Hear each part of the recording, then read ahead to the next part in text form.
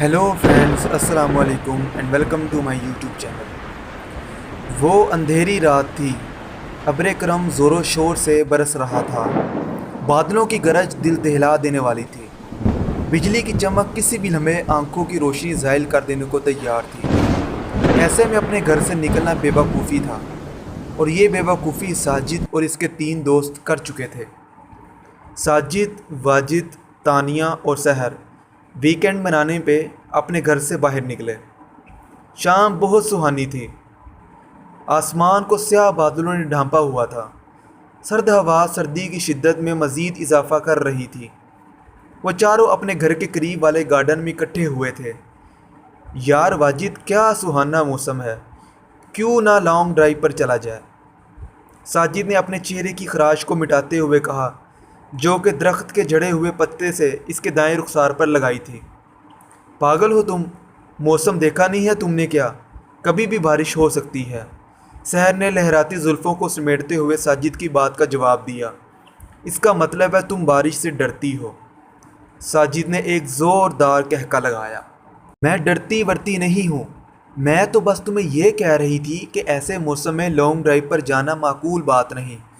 सहर ने वजाहत की। अच्छा जी, फिर तो तुम भी हमारे साथ चलो। तुम अकेली रहकर क्या करोगी तानिया? तुम भी हमारे साथ चलो, वाजिद ने कहा। लेकिन जाना कहाँ है? तानिया ने भी गुफ्तगू में हिस्सा डाला। वो मेरे पापा का फार्म हाउस है ना, साजिद ने कहा। क्या इतनी दूर? चौंकते हुए सहर ने कहा। डर गई साजिद ने तमस्कराना कहा। जी नहीं, चलो। इसकी आवाज़ में जोश ख़त्म हो चुका था।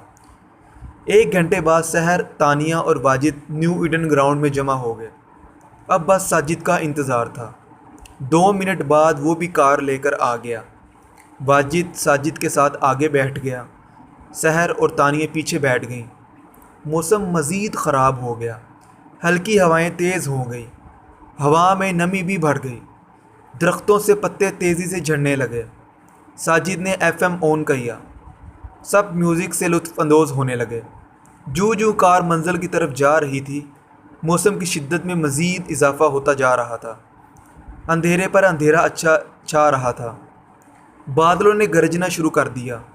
साजिद और वाजिद दोनों इस मौसम को एंजॉय कर रहे थे, जबकि सहर और तानिया पर एक वहशत तारी थी। मैंने पहले ही कहा था, मौसम काफ़ी ख़राब है। अब भी वक्त है, वापस घर चलते हैं, सहर ने मौसम की सख्ती देखते हुए कहा। साजिद और वाजिद ने इसका डर समझने की बजाय इसका मजाक उड़ाना शुरू कर दिया। 2 मिनट के बाद साजिद ने एफएम पर चैनल चेंज किया। स्लो म्यूज़िक ऑन एयर था। एक भयानक आवाज़ एफएम से आने लगी। मौसम की शिद्दत में मज़ीद इजाफा हो गया। बारिश ने बरसना शुरू कर दिया। बिजली की चमक ने कार की फ्लैश लाइट को मांद कर दिया। सुनसान बियाबान जंगल से गुजरते हुए एक अलग सा एहसास आप पर तारी हो जाता है, और ये एहसास इस वक्त वहशत बनकर आपको डसने लगता है जब दिल दहला देने वाली आवाज़ें आपका पीछा करने लगें, आपका नाम पुकारें। आप इन आवाज़ों से बचने की हर मुमकिन कोशिश करें, मगर आवाज़ें हरगिज़ आपका पीछा मत छोड़ें, और वो करीब से करीब तर होती चली जाएं। और ये वहशत इस वक्त आपकी जान निकाल देती है जब एक हाथ आपके कंधे पर आए। एफएम पर आरजी की पुरअसरार बातें सहर और तानिया को अपने शहर में ले चुकी थी। तानिया ने चिल्लाकर कहा, स्टॉप इट यार, बंद करो एफएम को। अचानक एक झटके के साथ साजिद ने ब्रेक लगा दी। सहर ने पूछा, क्या हुआ, ब्रेक क्यों लगाई? पता नहीं, खुद ब खुद गाड़ी की ब्रेक लगी है। साजिद ने कार स्टार्ट करने की भरपूर कोशिश की, मगर कार स्टार्ट होने का नाम ही नहीं ले रही थी। यार जल्दी कर, सहर के चेहरे पर खौफ नुमाया था। वो किसी भी तरह से इन सुनसान सड़क से ओझल होना चाहती थी। बारिश की गिरती बूंदें, बिजली की चमक, बादलों की गरज सहर को खौफ के अंधेरों में धकेल रही थी। इसके हाथों की कपकपाहट तानिया देख सकती थी।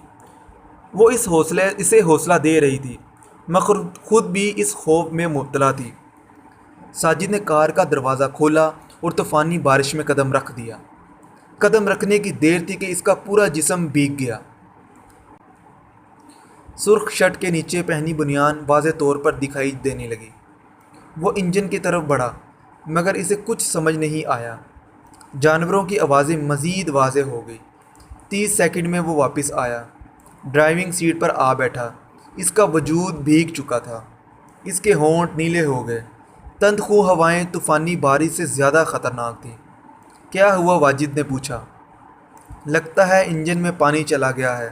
ٹیشو پیپر سے اس نے اپنا چہرہ صاف کیا۔ اب کیا ساری رات اسی جگہ پر گزارنی پڑے گی؟ سحر نے دھیمے لہجے میں کہا۔ جب تک بارش نہیں رکتی تب تک تو کچھ بھی نہیں کر سکتے ہم۔ اچانک بارش میں اگر آپ کی کار بیابان جنگل میں خراب ہو جائے اور اچانک ایک سایہ آپ کو ونڈو سے نظر آئے۔ آر جے کی باتیں جاری تھی کہ اچانک کوئی باہر سے ونڈو کھٹکھٹانے لگا۔ موسلادھار دار بارش کی وجہ سے باہر کچھ نظر نہیں آ رہا تھا۔ واجد کی آواز میں بھی کپکپاہٹ آ گئی کہ پوچھا کون ہے باہر؟ یار دروازہ مت کھولنا، واجد نے سمجھایا، مگر ساجد نہ مانا۔ اس نے دروازہ کھولا مگر وہاں کوئی نہیں تھا۔ اچانک تند خو ہواؤں نے کار کا رخ کر لیا۔ بارش کی بوندیں کار میں داخل ہونے لگیں۔ ساجد کے کپڑے بھی گیلے ہو گئے۔ یار جلدی اندر آ۔ سحر اور تانیہ کے ساتھ ساتھ اب واجد بھی موسم کی حصار میں آ گیا۔ اس کا وجود بھی خوف کے زیر اثر ہو گیا۔ ایک بار پھر ونڈو پر دستخط ہوئی، مگر اس بار ایک سایہ نمودار ہوا۔ ساجد نے غصے میں دروازہ کھولا۔ کیا ہے؟ کیوں بار بار تنگ کر رہے ہو؟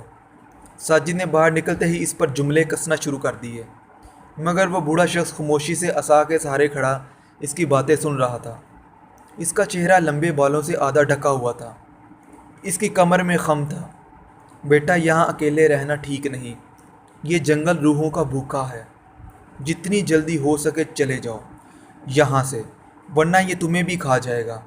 اس بوڑھے کی آواز موسلادھار بارش میں بھی کار تک پہنچ رہی تھی۔ سحر اور تانیہ مزید گھبرا گئی۔ واجد بھی اب باہر آ چکا تھا۔ ہماری کار خراب ہو گئی ہے اور یہاں کوئی مکینک ہے بابا جی؟ واجد نے اس بوڑھے شخص سے پوچھا۔ اس جنگل میں کوئی مکینک نہیں ملے گا تمہیں۔ ہاں اگر چاہو تو تم میرے ساتھ آ سکتے ہو، پاس ہی میں ایک حویلی ہے، میں اس کی دیکھ بھال کرتا ہوں، چاہو تو آج رات وہاں ٹھہر سکتے ہو۔ یہ کہہ کر بوڑھا شخص وہاں سے چل دیا۔ ایک بار پھر بجلی چمکی، بادلوں نے ڈر کو ہوا دی۔ تانیہ فوراً کار سے باہر آئی۔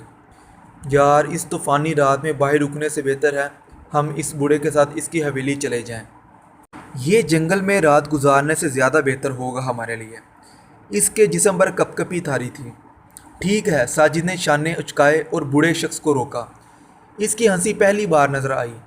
سب اس بوڑھے شخص کے پیچھے چل دیے۔ سنسان سڑک پر بارش کی بوندوں کے ساتھ ان سب کے قدموں کی آواز بھی سنی جا سکتی تھی۔ 1 میٹر کے فاصلے پر ایک حویلی نظر آئی۔ لوہے کا جالی دار گیٹ طوفانی ہوا میں کھڑکھڑاہٹ کی آواز پیدا کر رہا تھا۔ ایک بار پھر بجلی چمکی۔ سب نے پہلی بار اس حویلی کی ہولناکی کو دیکھا۔ پوری حویلی پر سیاہی چھائی ہوئی تھی۔ ایک عجیب سی آہٹ اس حویلی کے باہر سے سنی جا سکتی تھی۔ بوڑھے شخص نے آگے بڑھ کر مین گیٹ کھولا۔ 10 فٹ لمبا اور 5 فٹ چوڑا دروازہ جاذب نظر تو نہ دیکھا مگر ایک وحشت ضرور رکھتا تھا۔ سب اندر چلے گئے۔ سب دوست بارش میں مکمل طور پر گیلے ہو چکے تھے۔ سب کے جسم پر کپکپی تھی۔ حویلی میں اندر اندھیرا تھا۔ بجلی کی چمک نے ہر چیز کو روشن کیا۔ سامنے ایک صوفہ تھا جسے پھٹے پرانے کپڑے سے ڈھکا ہوا تھا۔ دائیں طرف 60 کی دہائی کا ڈائننگ ٹیبل جس نے مٹی کا لبادہ اوڑھا ہوا تھا۔ بائیں طرف ایک کمرہ تھا جس کو دیکھنے سے کچن معلوم ہوتا تھا۔ ایک آہٹ وہاں سے مسلسل آ رہی تھی۔ گرج کی آواز نے اس آہٹ کو مدھم کر دیا۔ کتنی سنسان ہے یہ حویلی، آگے بڑھتے ہوئے تانیہ نے کہا۔ اچانک دروازہ بند ہونے کی آواز آئی۔ سب نے پیچھے مڑ کر دیکھا، وہاں کوئی نہیں تھا۔ سحر نے بولا کہ یہ دروازہ کس نے بند کیا ہے؟ اس کے چہرے سے ڈر نمودار ہو رہا تھا۔